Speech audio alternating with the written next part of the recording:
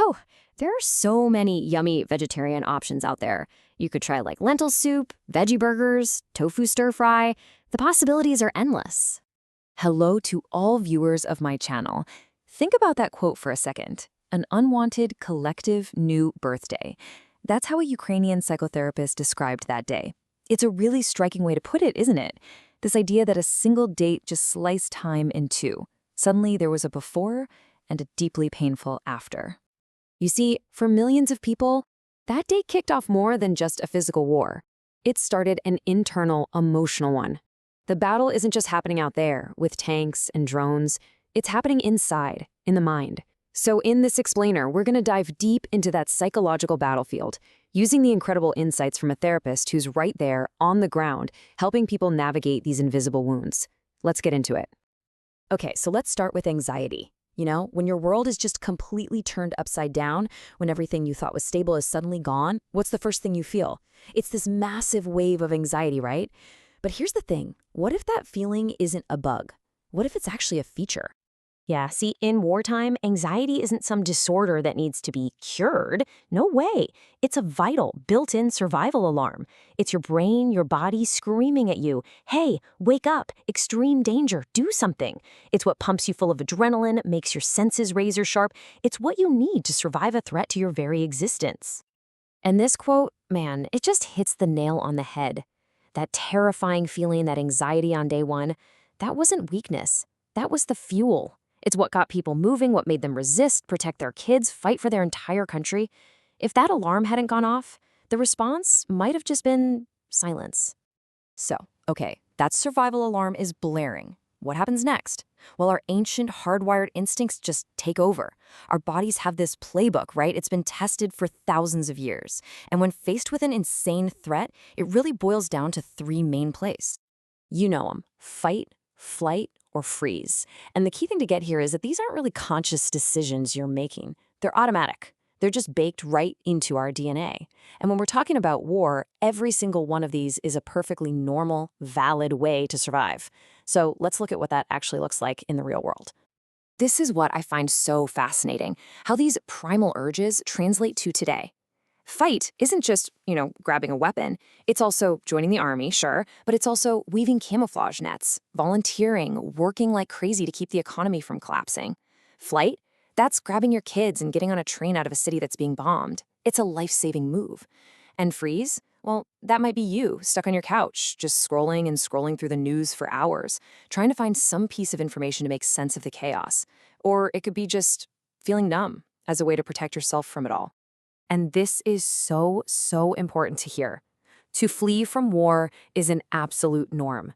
Getting out to save your own life or your family's lives, that's not being a coward.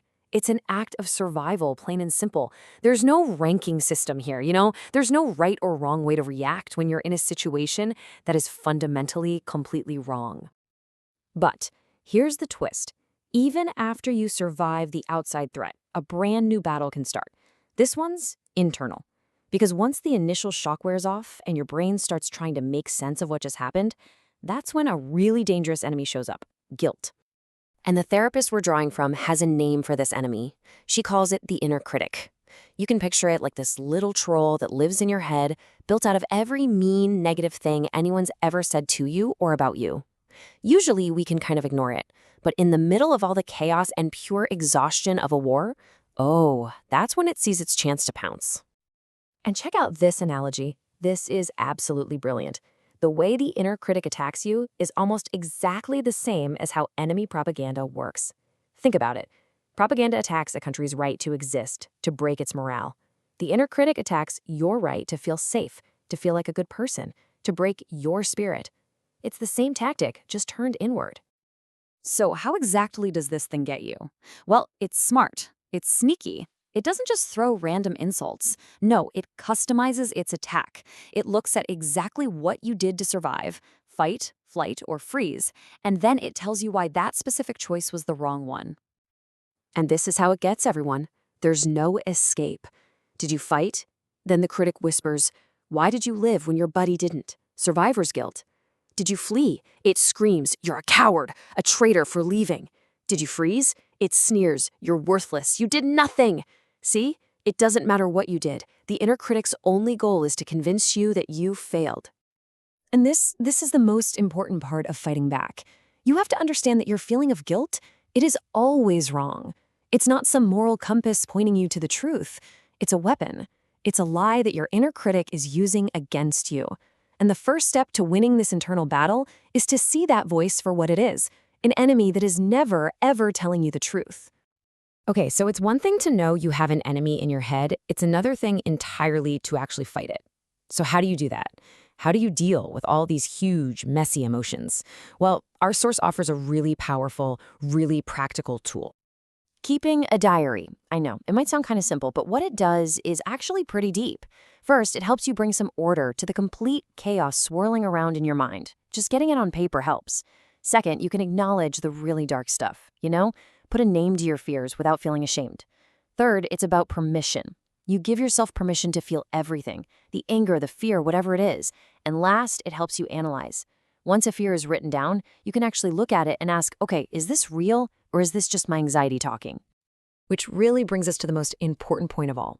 This quote says it perfectly. When you're living through something as insane and inhuman as a war, there is no such thing as an abnormal reaction.